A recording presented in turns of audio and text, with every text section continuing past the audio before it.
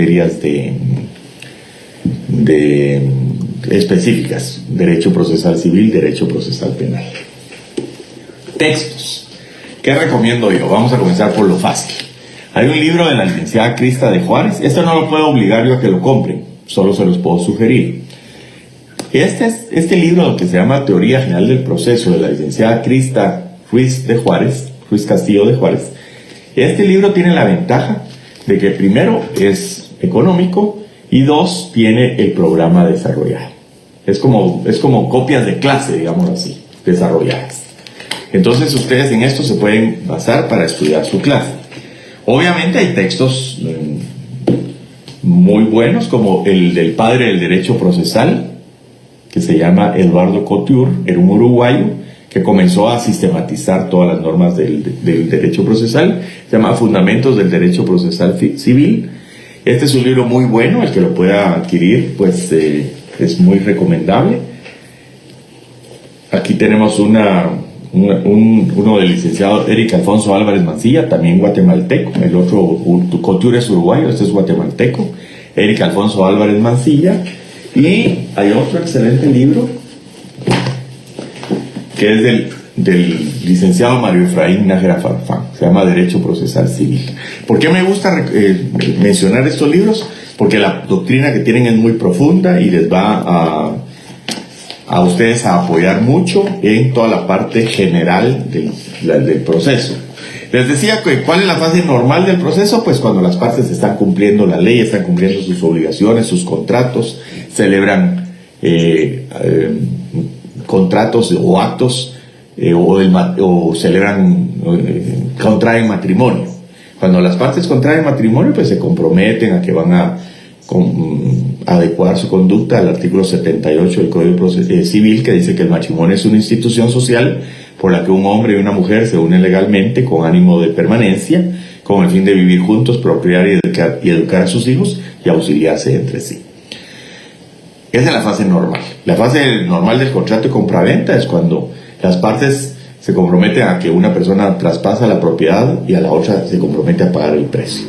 Y la fase normal del arrendamiento es que se celebra un contrato en donde una parte va a tener el uso del bien a cambio de que tiene que pagar una renta. Esa es la fase normal del derecho. Cualquier contrato, cualquier acto, un contrato de trabajo es lo mismo, ¿verdad? Se celebra de mutuo acuerdo, una parte va a prestar sus servicios y la otra le va a pagar las prestaciones del sueldo y las prestaciones correspondientes, y hasta ahí se llama la fase normal del derecho. La fase anormal del derecho es cuando surge lo que se llama el conflicto, en donde por alguna razón las partes ya no están de mutuo acuerdo, sino hay necesidad de que el Estado, mejor dicho, se produce un conflicto de intereses, un conflicto en donde las partes ya no están de mutuo acuerdo, en armonía, sino que ya hay algún encuentro de opiniones, alguna discrepancia. Entonces eso es la fase anormal del derecho.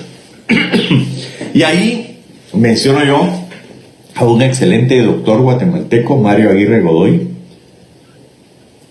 catedrático de esta facultad, para quien hoy es un día muy especial, el doctor Mario Aguirre Godoy, y hizo un excelente libro, fue mi catedrático en esta facultad. El libro se llama Derecho Procesal Civil. Tiene tomo 1 y tiene tomo 2. Y en esta parte, la parte general, aunque se llama Derecho Procesal Civil, aquí engloba la parte general del derecho, de la teoría general del proceso. ¿Y por qué me gusta? Porque él nos habla aquí de que el derecho procesal se refiere a esa disciplina que tiene por objeto, en la página 15 del libro de Derecho Procesal Civil de Guatemala del doctor Aguirre Godoy, dice: la disciplina que tiene por objeto estudiar cómo se hace efectiva la garantía jurisdiccional de las normas jurídicas de que habla Calamandrei es precisamente el derecho procesal. ¿Y qué nos dice Calamandrei? Calamandrei es un autor italiano, y entonces dice que el Estado moderno tiene las siguientes facultades. Tiene la tarea de determinar el ordenamiento jurídico a través de una legislación adecuada. Eso se llama la creación de normas jurídicas. está normalmente, aparte de la costumbre y de la jurisprudencia, que son normas jurídicas, procesos de creación, se recuerdan las fuentes formales del orden jurídico. La otra es el proceso legislativo. Es una fuente formal del orden jurídico por el cual, a través de aquel proceso que ustedes estudiaron de iniciativa, discusión, aprobación, sanción y promulgación, las leyes entran en vigor. Entonces dice Calamandrei que el Estado tiene varias funciones o tres funciones principales. Crear las normas jurídicas, pero también tiene, aparte de crear el derecho vigente, tiene la ineludible obligación de mantenerlo en vigencia, de tal manera que realmente norme la actividad y conducta de los miembros de la comunidad. Como quien dice que el derecho se cumpla, que aparte de ser vigente, como decíamos anteriormente, también sea positivo. ¿Se recuerdan del concepto de positividad que ustedes estudiaron en Introducción al Estudio del Derecho? Esa tarea de darle positividad, de que el derecho vigente se cumpla, efectivamente tenga aplicación, esta finalidad se llena mediante el establecimiento de un buen sistema judicial, además de la creación de ciertos órganos específicos de control o de seguridad. Entonces, la primera tarea del Estado es la de crear normas jurídicas, ponerlas en vigencia. La segunda tarea es hacerlas cumplir, darles positividad a través de un buen sistema judicial. Y la tercera tarea del Estado, y esto estaría a cargo del organismo judicial o jurisdiccional.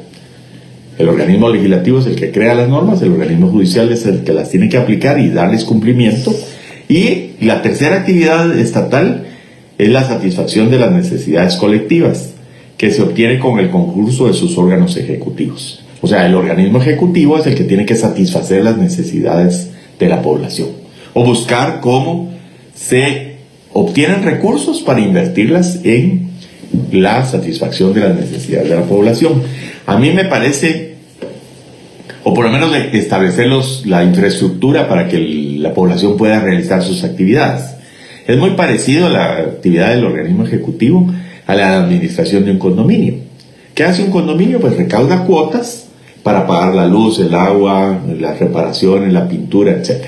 Eso es para que las personas puedan desarrollar sus actividades normalmente. No necesariamente que el administrador del condominio le va a ir a preparar la comida o le va a obtener los medios de subsistencia para cada habitante del condominio.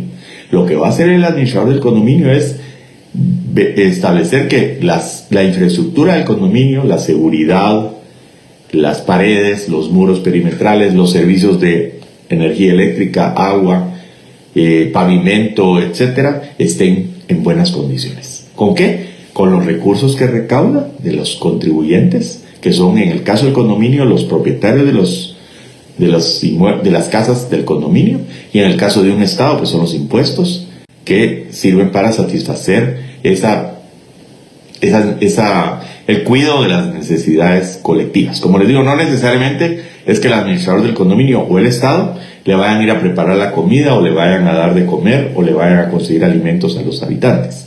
La obligación del Estado es realmente establecer una infraestructura de seguridad, defensa, comunicaciones y servicios que permita que las personas realicen sus actividades, estorbándolas lo menos posible, agregaría yo. Entonces, los estados modernos cumplen con esas tres funciones. El organismo legislativo crea las normas, el organismo judicial las hace cumplir o las aplica coercitivamente, y el ejecutivo recauda impuestos para aplicarlas a la satisfacción de esos servicios esenciales. ¿Cuáles son los servicios esenciales? Los que no puede delegar el Estado: la defensa, la seguridad y la administración de justicia, que la tiene que financiar el Ejecutivo, pero está a cargo del organismo judicial. Y eso es lo que Calamandrei llamaba la garantía jurisdiccional de las normas jurídicas.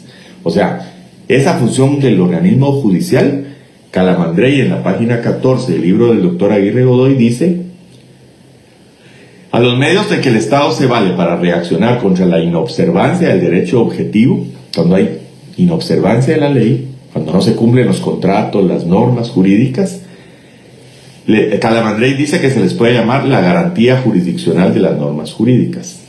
Y dice que hay 3 tipos de garantías jurisdiccionales. Una garantía contra la transgresión del precepto. Cuando ya se incumplió el precepto, hay que reparar y buscar cómo se puede restituir remediar la transgresión, dice aquí Calamandrei. La otra garantía jurisdiccional en contra de la falta de certeza de derecho, cuando hay duda de quién es una casa, si procede o no procede un divorcio, si hay que pagar o no hay que pagar indemnización.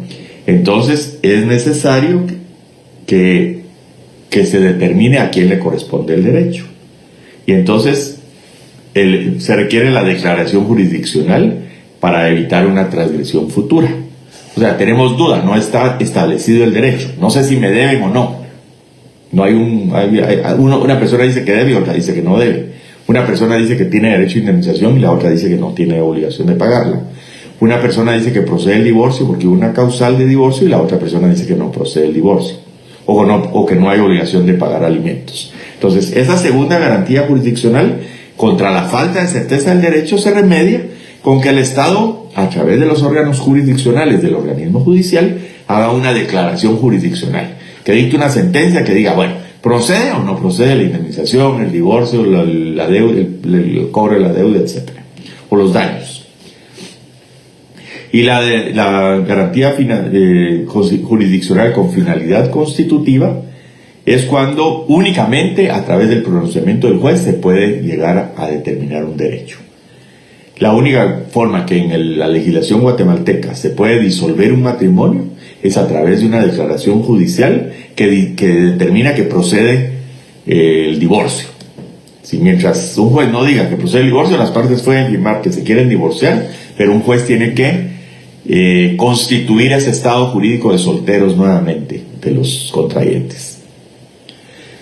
Y finalmente también hay una garantía jurisdiccional con finalidad cautelar, para evitar que se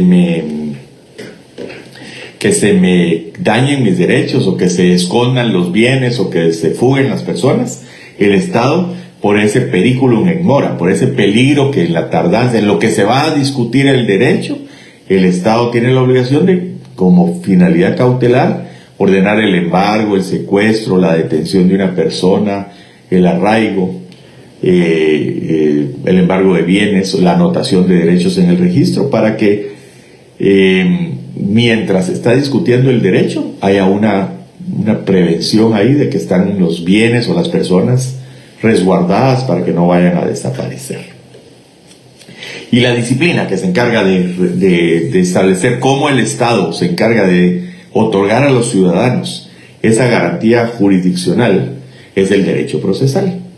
En otras palabras, a mí no me sirve únicamente con que las leyes estén en el Código Penal, en el Código Civil, en la parte de familia o en el Código de Trabajo.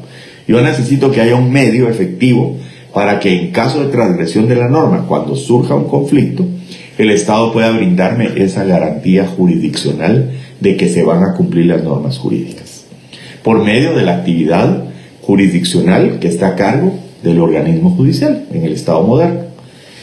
Todo con base en la Constitución Política de la República de Guatemala, que nos establece cómo se debe administrar esa garantía jurisdiccional, a cargo de quién está, cuáles son los derechos y las obligaciones que tienen las personas que intervienen en los procesos. Y todo eso lo vamos a ver en el derecho procesal. Y esta es una norma que es una rama del derecho que ya logró su autonomía. Antes se estudiaba como parte del derecho civil cómo se cobraba una deuda, como parte del derecho de familia cómo se divorciaban las personas y se establecían alimentos, como parte del derecho penal cómo se sancionaban los delitos. Pero el derecho procesal fue adquiriendo una carta de naturaleza propia porque tiene sus propios principios. Los jueces son los mismos, o se nombran con el mismo procedimiento. El organismo judicial está reglado por la Constitución, de cómo se eligen la Corte, las salas de apelaciones, los tribunales de primera instancia y los de paz. Y Hay principios como, por ejemplo, qué es una sentencia, que es común a todos los derechos, todas las ramas del derecho, qué es una notificación, qué es un juez, cuál es el derecho de defensa, por ejemplo, que tienen todos los habitantes. Todos los habitantes tenemos el derecho de defensa consagrado por el artículo 12 de la Constitución. Todos tenemos el derecho de acción, o sea, de acudir a los tribunales a hacer valer nuestras reclamaciones. Y eso se llama derecho de acción y está consagrado por el artículo 29 de la Constitución. Lo vamos a ir viendo. Entonces Jaime Wasp, que es otro autor español citado por el doctor Aguirre Godoy, dice que el derecho procesal no quiere decir en definitiva otra cosa que el derecho referente al proceso. Es pues el conjunto de normas que tienen por objeto el proceso o que recaen sobre el proceso. Porque lo que nos dice aquí Aguirre Godoy, citando a Wasp y a Calamandrei y además, es que la forma en que el Estado tiene para ejercitar su garantía constitucional o para hacer cumplir las normas es lo que se llama proceso, que es ese conjunto o serie de actos que se inician y que llevan diversas etapas y que tienen por finalidad restablecer el imperio de la ley. En otras palabras, es el conjunto o serie de actos que se realizan en un órgano jurisdiccional, un órgano dotado de esa función jurisdiccional de impartir justicia, que tiene por finalidad, al final, decir, bueno, apliquemos la garantía jurisdiccional contra la transgresión del precepto, se incumplió una norma, hay que restaurar la situación a como estaba antes de remediar la transgresión. Cuando el obligado es omiso o remiso al cumplimiento de la ley. No está cumpliendo la ley, se le debe hacer cumplir la ley. Y si ya la transgredió, pues hay que reparar el daño. O hay que lograr que se aplique la consecuencia de derecho que está contemplada en las normas. ¿Se acuerdan que las normas, como les decía al principio, tienen dos fases o dos partes? El supuesto o hipótesis, que es la conducta establecida en la norma, para producir consecuencias de derecho, que es la segunda parte. Entonces, si la persona encuadra su conducta en el supuesto o hipótesis de la norma, se activan las consecuencias de derecho. Pero la función jurisdiccional lo que tiene que hacer es que esas consecuencias de derecho que se produjeron por la conducta de la persona se apliquen coercitivamente por el Estado para remediar la transgresión. Eso es la garantía jurisdiccional contra la transgresión del precepto.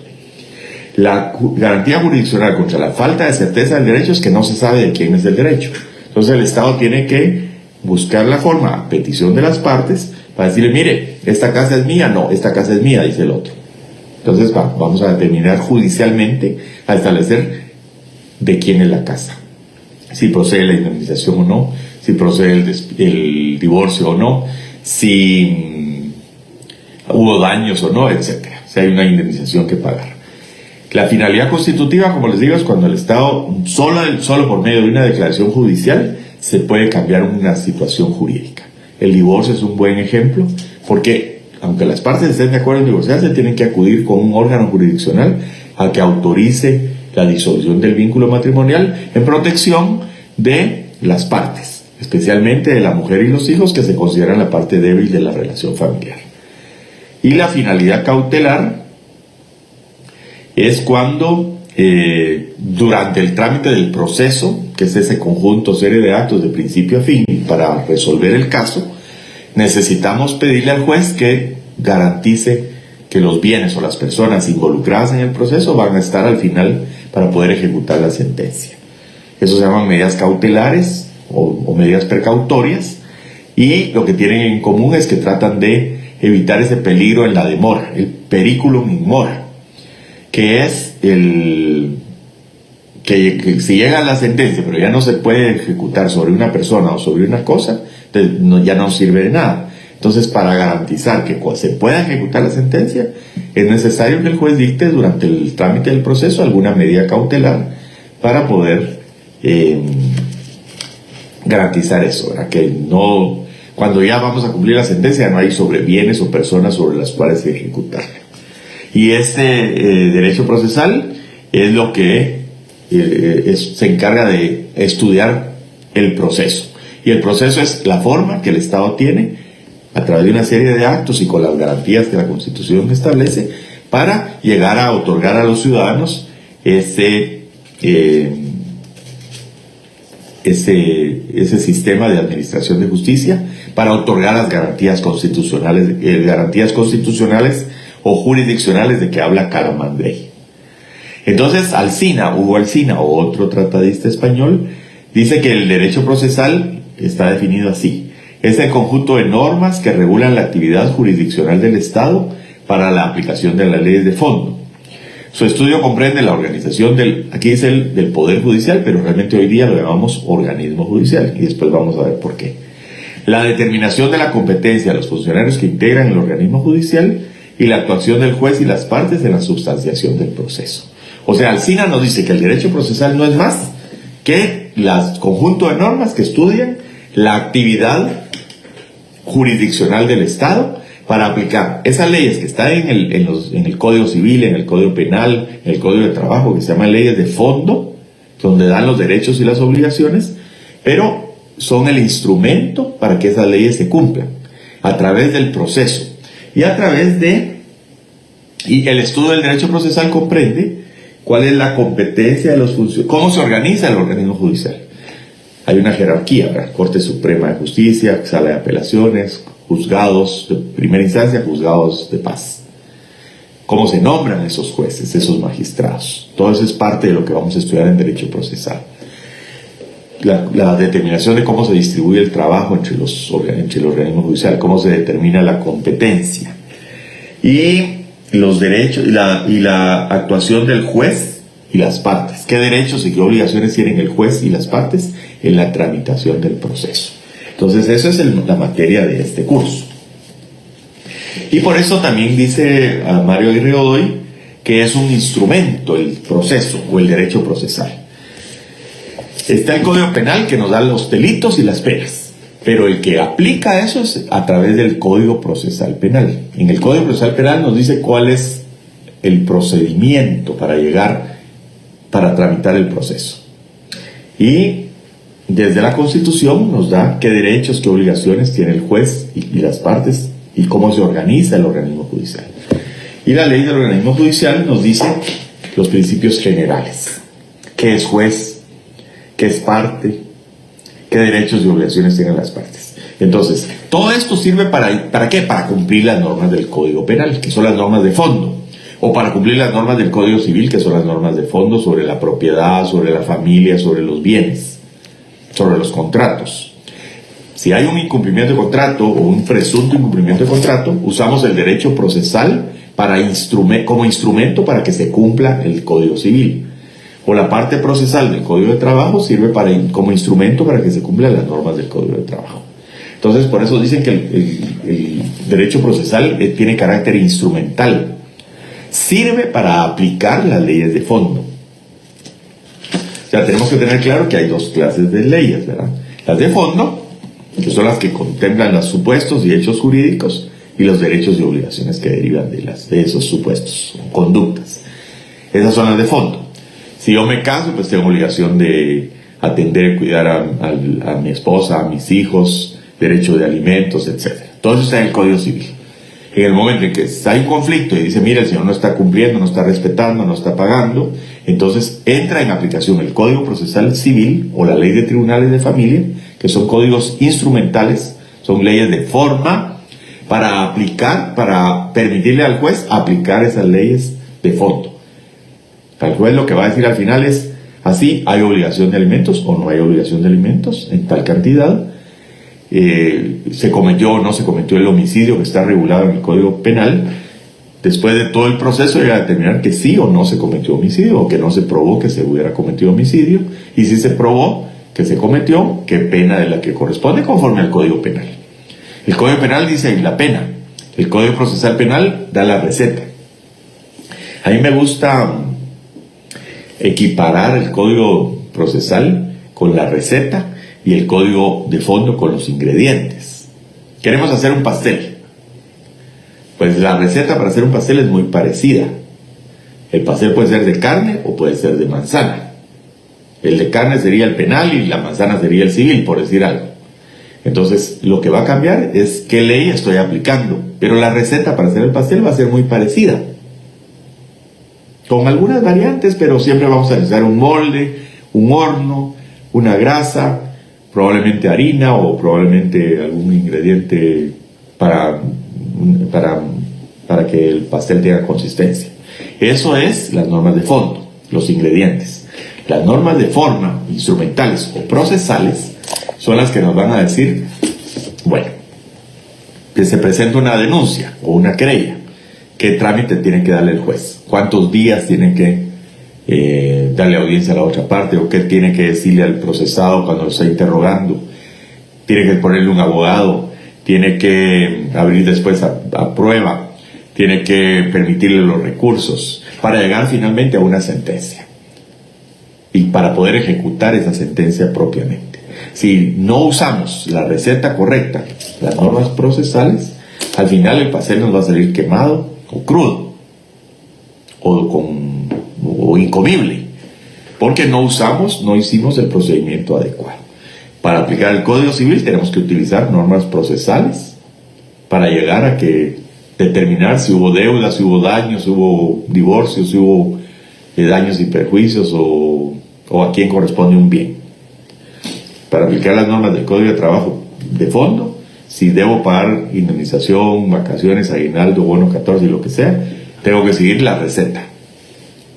Darle audiencia al patrono, celebrar una audiencia, llegar a recepción de pruebas, llegar a dictar sentencia y después poder ejecutar esa sentencia.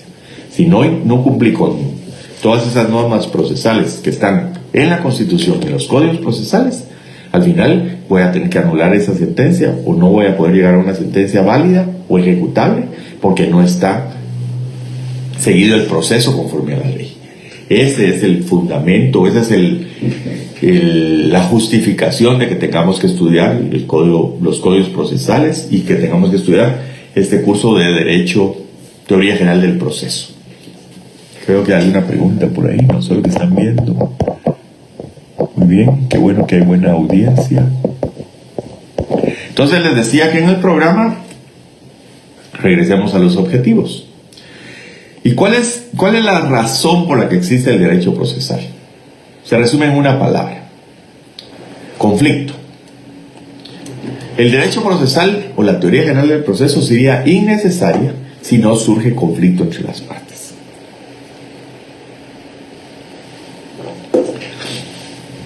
Así como si no hubiera enfermedad, no sería necesario que tuviéramos farmacias, hospitales, enfermeras, doctores, quirófanos, salas de operaciones, salas de rehabilitación, etc. Si no hubiera enfermedad, no sería necesario todo ese sistema. Por eso hay un sistema hospitalario de salud en cada país, para tratar de prevenir y curar a las personas de las enfermedades. Por eso es que hay un sistema de salud porque hay enfermedad. Hay un sistema procesal porque hay conflicto. Si las personas no incumplen la ley o no entran en contradicciones de opiniones con relevancia jurídica, yo puedo tener una controversia de tipo moral o de tipo religiosa o de tipo social. A lo mejor me invitan a una reunión y no voy, o no saludo a mis vecinos. Ahí tengo un problema social, pero no necesariamente un problema de tipo jurídico. Hay un conflicto a lo mejor, pero no ha llegado a ser un problema de tipo jurídico. Puedo tener un problema de que no cumplo con las obligaciones religiosas, o no creo en determinada religión si no creo en otra, o no creo en nada. Ahí tengo un conflicto religioso, pero no necesariamente hay una norma jurídica que diga, mire, usted está incumpliendo. Y la otra es la norma moral. Yo puedo tener, creer o no creer que algo es bueno o malo, pero mientras yo no infrinja una norma que tenga un supuesto o hipótesis jurídico, no se van a activar las consecuencias de derecho. Entonces a mí lo que va a pasar es que tal vez me van a dejar de invitar si no saludo a mis vecinos, o no voy cuando me invitaron, o no llevo regalo, o no llevo vestido apropiadamente. Pues ahí hay un conflicto social, pero no llega a tener relevancia jurídica. Si no cumplo con las normas religiosas, pues a lo mejor mi vida espiritual no está conforme con una o con otra religión, pero no estoy cometiendo ninguna transgresión legal. Y la forma moral, también cada quien tiene su propia ideología y su forma de pensar sobre lo bueno y lo malo, y entonces para el derecho no es importante. Adquiere relevancia para el derecho cuando la persona realiza una conducta de agredir al vecino, de cometer una profanación de un templo religioso o robarse algún artículo religioso, porque ahí está incumpliendo una norma jurídica que dice que hay un derecho de propiedad o que hay un derecho hay una transgresión de lugares sagrados o profana un cementerio o lo que fuera. Entonces ahí hay una norma jurídica que castiga o que contempla una sanción, una consecuencia para ese supuesto jurídico. Y el otro era el moral. Pues mientras la persona puede odiar al vecino o a la suegra o hasta a determinada persona, mientras no la agreda, no la mate, no la cause una lesión, el conflicto moral no tiene relevancia jurídica. En el momento en que infringe la norma jurídica, causándole daños, lesiones o la muerte a otra persona, ahí se le castiga porque infringió una norma jurídica que contempla esa conducta como jurídicamente, con consecuencias jurídicas, como jurídicamente contemplada en una norma como supuesto para producir consecuencias de derecho. En otras palabras, lo que nos ocupa el derecho procesal es cuando hay un conflicto que tenga relevancia jurídica. Y un conflicto tiene relevancia jurídica cuando hay una norma, hay una norma que tenga una hipótesis que contemple determinada conducta y que contemple determinadas consecuencias para esa conducta. Hasta donde yo sé, no hay una norma que diga que es penado legalmente odiar a la suegra. Pero sí es penado legalmente agredirla con un vehículo o de palabra o de obra, ¿verdad? Porque ahí ya es un conflicto de relevancia jurídica. La persona puede odiar o puede no querer o puede pensar que es bueno su forma de actuar, pero mientras no infrinja una norma jurídica. En el momento en que surge el conflicto de relevancia jurídica es cuando la persona o las personas ubican su conducta en las hipótesis o supuestos que están contemplados en una norma jurídica para producir consecuencias de derecho. Y ahí es donde es necesario que surja todo el derecho procesal y la teoría general del proceso. ¿Y para qué nos sirve? Pues este curso lo que busca es proporcionar al estudiante las herramientas teóricas y prácticas para el conocimiento profundo, científico y sistemático de esta materia, que es base fundamental en el abogado y notario, sobre todo en el abogado. Asimismo, pretende inculcar en el estudiante valores éticos y morales como complemento de su formación profesional, cambios cualitativos que son absolutamente necesarios para el desempeño de su futura labor como administrador y auxiliar de la justicia. O sea, nos tiene que decir, miren, esto se puede hacer, esto no se puede hacer. Esto es ético y moral y usted tiene que adecuar su conducta. Por ejemplo, por eso les mencionaba el Código de Ética de los Abogados. ¿Qué dice el Código de Ética? Primero, que no revele el secreto profesional de su cliente. Segundo, que se comporte con el juez y con los otros abogados de una forma correcta, respetuosa. Que no presente testigos falsos, que no presente pruebas alteradas, etc. Y eso es las normas éticas, que están contempladas y que están castigadas en las leyes como la ley del organismo judicial. Ahí dice, si usted hace infringe determinadas prohibiciones, en el artículo 200 de la ley del organismo judicial, ustedes van a ver que dice ahí prohibiciones y obligaciones de los abogados. 200 son las obligaciones y 201 de la ley del organismo judicial son las prohibiciones. Por ejemplo, las obligaciones son guardar lealtad procesal a las partes y al tribunal, comportarse en su conducta pública y profesional con decencia, honorabilidad y decoro, alegar por escrito o de palabras sin faltar a la verdad de los hechos ni contra las disposiciones legales, defender gratuitamente a los declarados pobres y a los procesados que no nombren defensor. Y el 201 dice prohibiciones. Es prohibido a los abogados Actuar en los juicios en los que el juez tuviera que excusarse o pudiera ser recusado a causa de su intervención profesional. Invocar leyes supuestas o truncadas.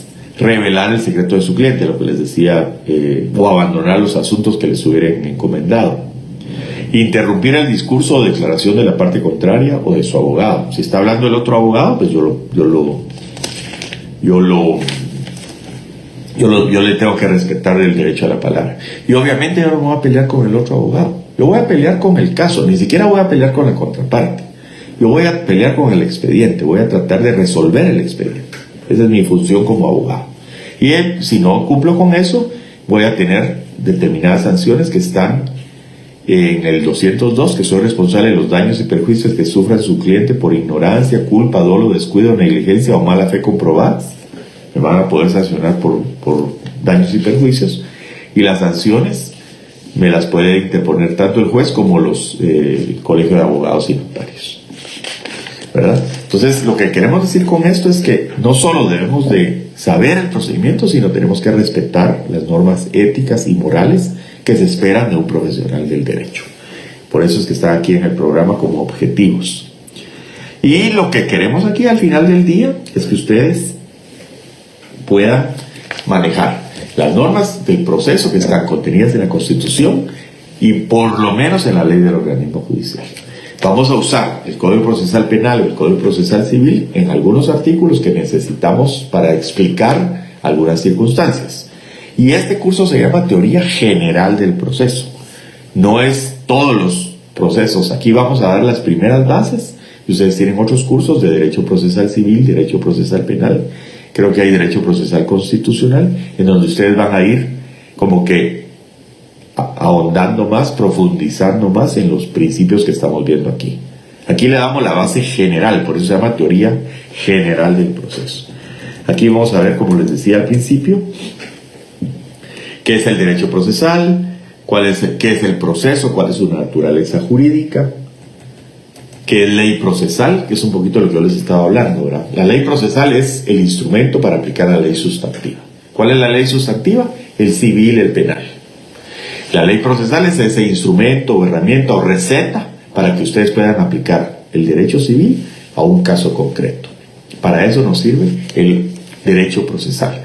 La Constitución, en su parte donde da los derechos y obligaciones del juez y de las partes, el derecho de defensa, muy importante, el derecho de acción, que yo puedo ir a plantear mis reclamaciones a un tribunal, y el derecho de defensa, cómo defenderme, qué derechos tengo cuando me están acusando o procesando en un juzgado, y cómo se debe interpretar la ley, cómo se debe dictar una sentencia, cómo se debe aplicar las leyes a los casos concretos, porque al final del día lo que hace el juez es, tiene la ley, digamos así, abstracta en el Código Civil. Los padres tienen derecho a alimentos hacia sus hijos, por decir algo. Tienen obligación, perdón, de alimentos hacia sus hijos. Ese es el Código Civil. El caso concreto es cuando está una persona diciendo, mire, yo vengo a demandar alimentos para mis hijos, porque el padre o la madre no los están pagando. Entonces ese es el caso concreto. ¿Cuál es la labor del juez? ¿Cuál es la función jurisdiccional?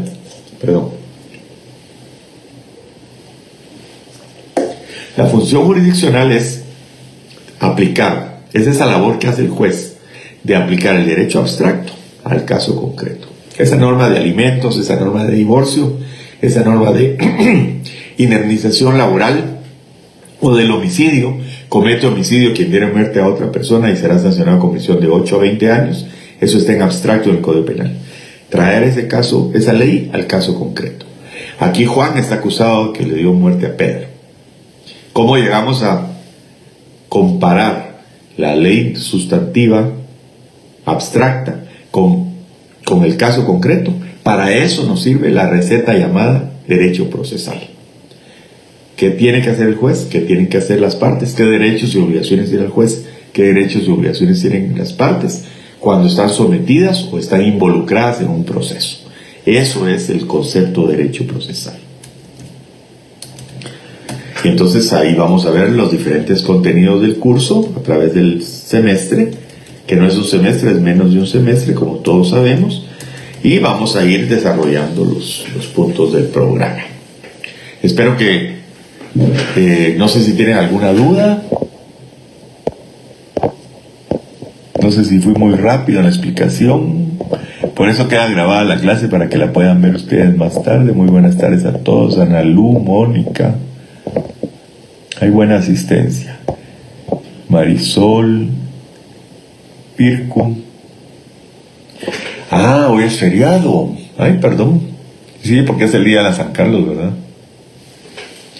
No, porque no es, dice aquí que vamos a ver. No, porque no es feria, ¿verdad? Pues, mire, yo creo que, no sé si la universidad decretó feriado hoy, pero yo doy la clase y obviamente, si no la quieren ver hoy, la pueden ver el día que puedan, el fin de semana, cuando tengan tiempo. Lo bueno es que queda grabada, esa es la ventaja de la clase virtual, que queda grabada y ustedes la podrán ver cuando quieran. Nos vemos el próximo jueves a las 5:30 de la tarde, que es la hora de clase para ustedes, y de verdad fue un gusto impartir la clase. Si alguien quiere disfrutar de su feriado, está en toda la libertad de hacerlo, pero ahí está la clase. Excelente, gracias Silvia por su comentario. Feliz noche. No sé si tienen alguna pregunta, puedo dar unos minutos porque tenemos unos 15 minutos, 14 minutos para... Les pido que lean el programa, vean qué hay de contenido. Como les digo, Constitución Política de la República de Guatemala, obligatoria. Ley del Organismo Judicial actualizada, decreto 2-89 y todas sus modificaciones. Gracias. Sí, esta clase es introducción, es la primera acercamiento a la clase. Estaba tratando de explicar el programa. Y como recomendación, yo no los puedo obligar a que ustedes compren un determinado libro. A muchos les ha servido este curso de la licenciada de Juárez, Teoría General del Proceso. Probablemente esta edición ya es antigua, la hora creo que es con pasta blanca y letras celestes, pero básicamente lo que tiene es el programa del curso desarrollado. No es un libro muy profundo, muy extenso, muy exhaustivo, pero sí da una buena base para estudiar el programa. Si tienen alguna duda, pueden recurrir, como les digo, a los libros que les mencioné de la bibliografía. Esta es una joya del doctor Mario Aguirre Godoy que sirve mucho y me baso yo bastante en esa clase. Hay otro, aquí hay otro del doctor Mauro Chacón Corado, que también es catedrático de esta facultad y que dice los conceptos de acción, pretensión y excepción. Estos son puntos que vamos a ver aquí en el programa y que les van a servir a ustedes para profundizar en el estudio de la clase. Vamos a ver dónde se puede comprar el libro, licenciado. El libro de la licenciada,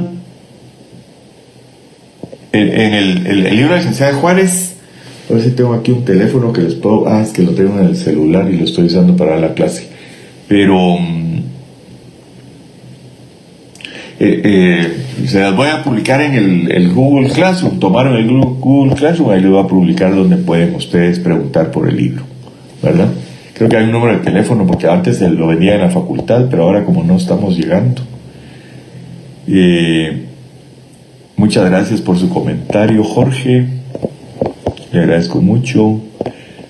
A Silvia también ya le había agradecido. No es feria, ¿verdad? La verdad es que yo di la clase, ni pensé que hoy era, hasta que alguien comentó que era el 31 de enero. Pero sí, es un día muy especial, como les digo, especialmente para el autor de este libro, el licenciado Mario Aguirre Godoy. Y estamos a las órdenes para cualquier duda en el correo del curso, que es el correo de la facultad, es axel.barrios@profesor.usac.edu.gt, axel.barrios@profesor.usac.edu.gt.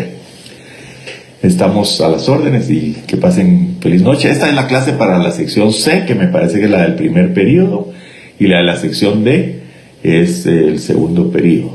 Sin embargo, creo que hoy voy a retransmitir la misma clase porque salió bonita y Creo que como no hubo mayor pregunta por ser la primera clase, la vamos a transmitir para los alumnos de la sección D, para que puedan verla y que les quede grabada. O posiblemente también transmito otra clase para la sección D para que tenga un complemento de esta clase. Feliz noche a todos, muy buenas noches. Y sí, los que han entrado tarde pueden verla completa, por supuesto. La clase de la sección C, entonces esta es para la sección D. ¿Puede agregar el correo a Classroom? Sí, se los voy a poner ahí. Pero es que lo que pasa es que la clase de Classroom es por el correo ¿verdad? Pero sí se los voy a publicar ahí con mucho gusto. El correo es axel.barrios@profesor.usac.edu.gt. Y como les había dicho,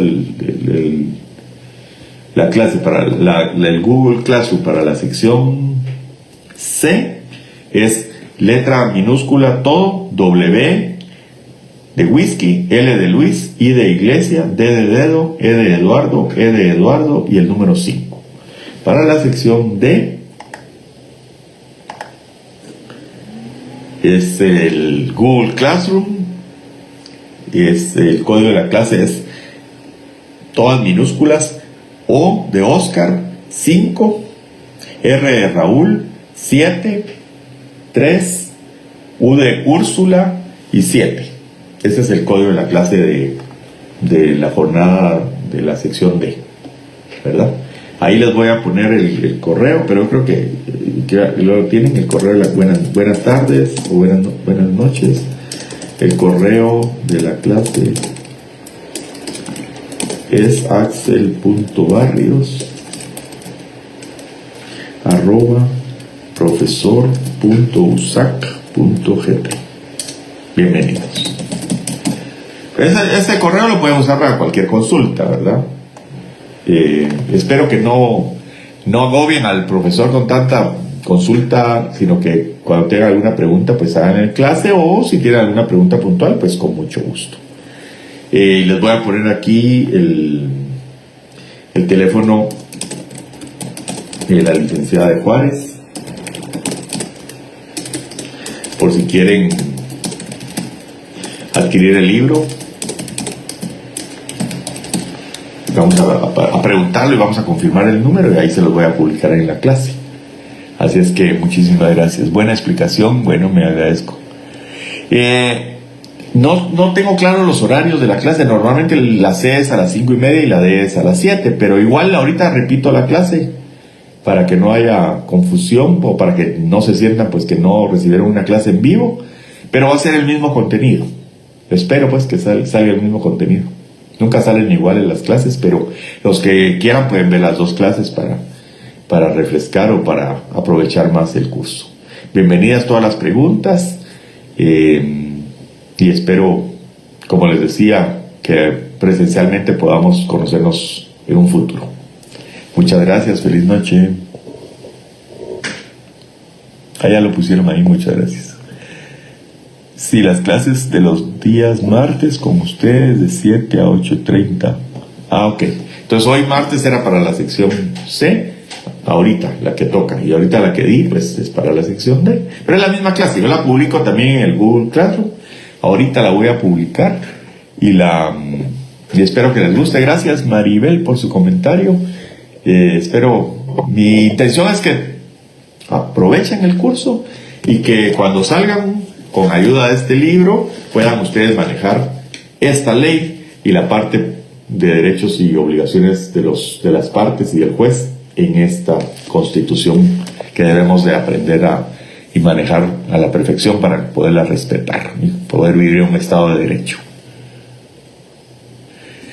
Todas las clases las doy por Facebook Live, sí, por este medio. Todas las clases son aquí. Y las dejo grabadas para que el que no pudo asistir, pues las pueda ver en el futuro. El nombre de los libros se los puedo dar con mucho gusto. Creo que están en la bibliografía.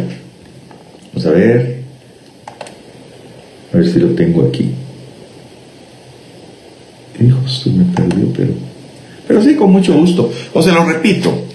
Teoría General del Proceso, de la licenciada Crista Ruiz de Juárez.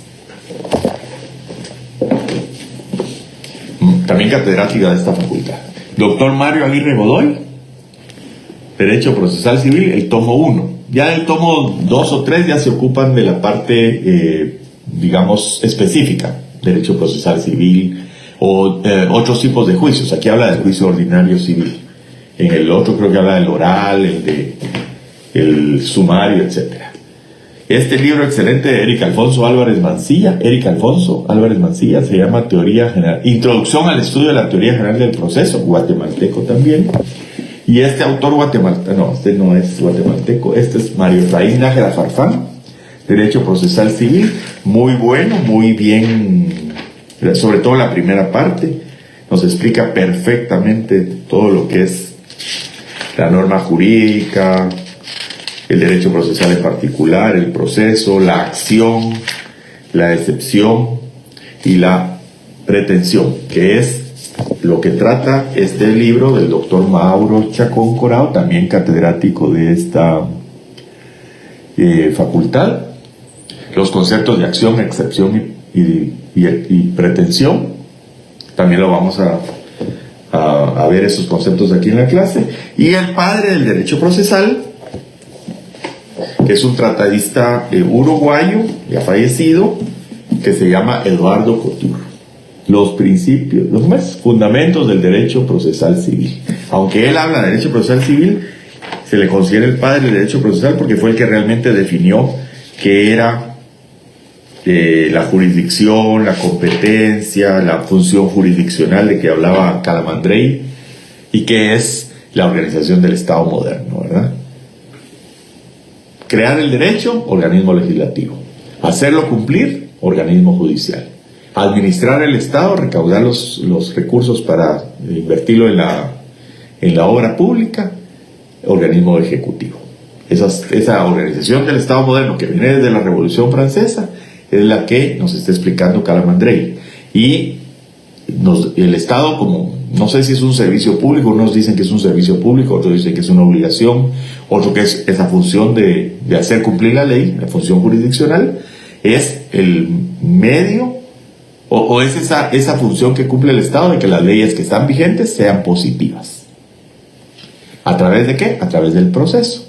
¿Y qué es el proceso? Es el conjunto o serie de actos, de principio a fin, por el que el Estado, a través de los órganos jurisdiccionales que tienen la función exclusiva de administrar justicia, por medio, encargados por la Constitución, aplican las leyes a los casos concretos. Traen las leyes que están en abstracto en los códigos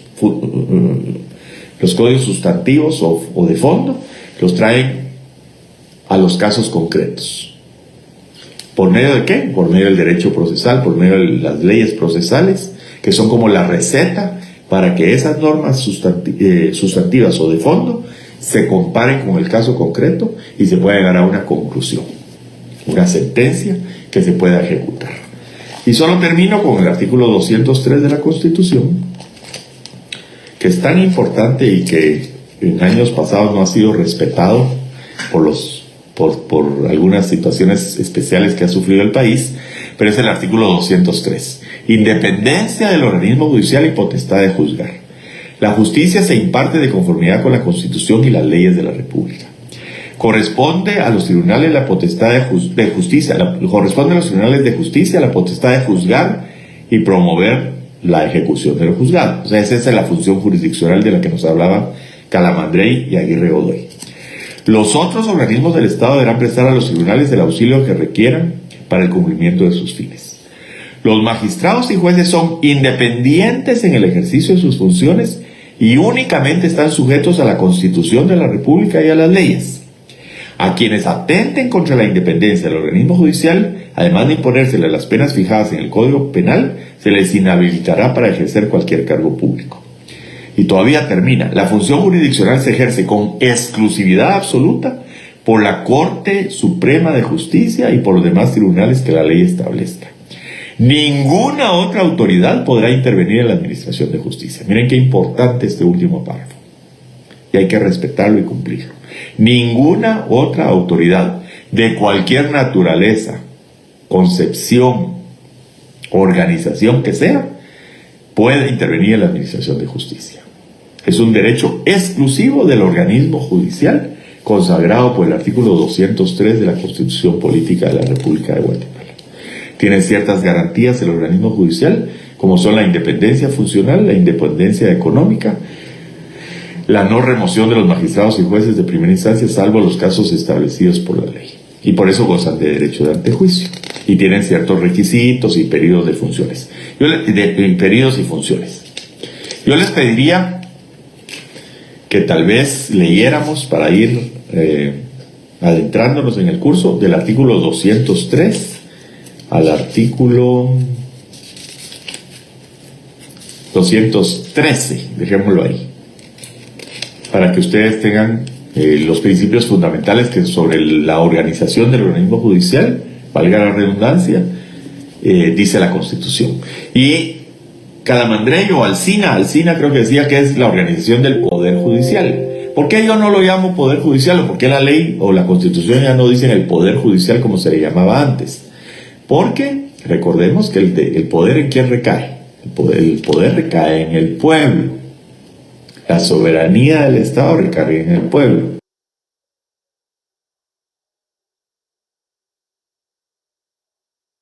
Se delega el ejercicio de la soberanía en 3 organismos, no poderes. El organismo ejecutivo, encargado de captar los recursos y resolver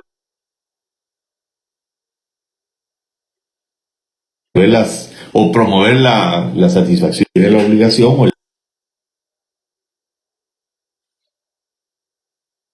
la función de hacer cumplir las leyes vigentes para que sean positivas. Así que muchas gracias a todos. Yo creo que ahora sí ya me pasé 2 minutos del tiempo. Feliz noche y muchas gracias por su atención. El video lo voy a publicar en la clase